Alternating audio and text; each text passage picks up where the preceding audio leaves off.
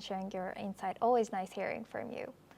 Now, U.S. President Donald Trump and Russian President Vladimir Putin held a joint press conference after nearly 3 hours of peace talks on Ukraine in Alaska.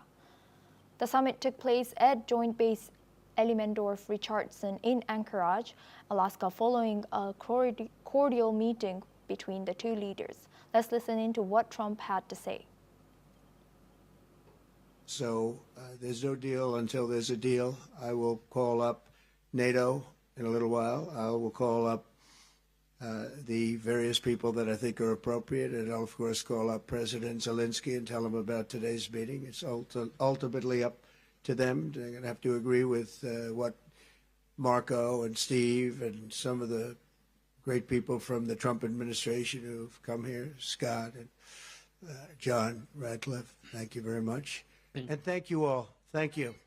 Thank you. But we had an extremely productive meeting, and many points were agreed to.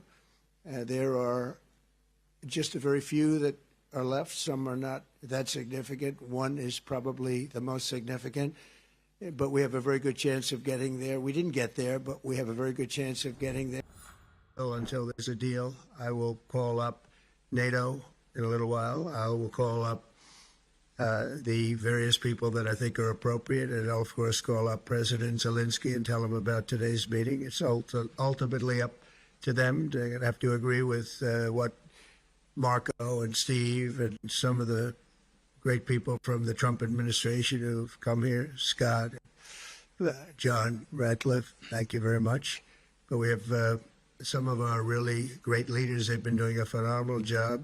We also have some tremendous Russian business representatives here, and I think, you know, everybody wants to deal with us. We've become the hottest country anywhere in the world in a very short period of time, and we look forward to that. We look forward to dealing. We're going to try and get this over with. We really made some great progress today. I've always had a fantastic relationship with President Putin, with Vladimir.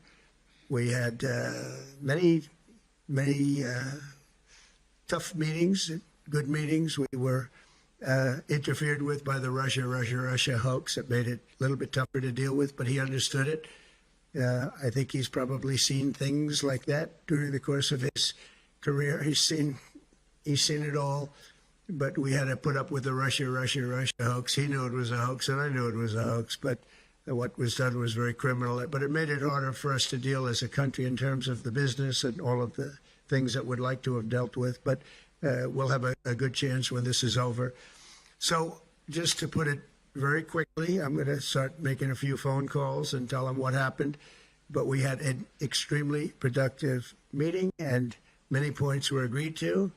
There are just a very few that are left. Some are not that significant. One is probably the most significant, but we have a very good chance of getting there. We didn't get there, but we have a very good chance of getting there. I would like to thank President Putin and his entire team, whose faces, who I know in many cases, other than that, whose faces I get to see all the time in the newspapers.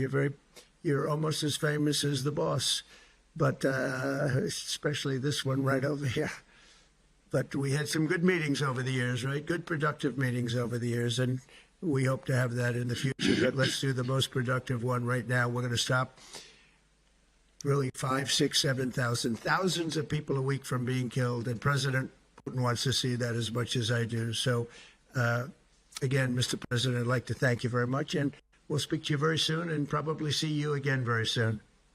Thank you very much, Vladimir. And next time in Moscow.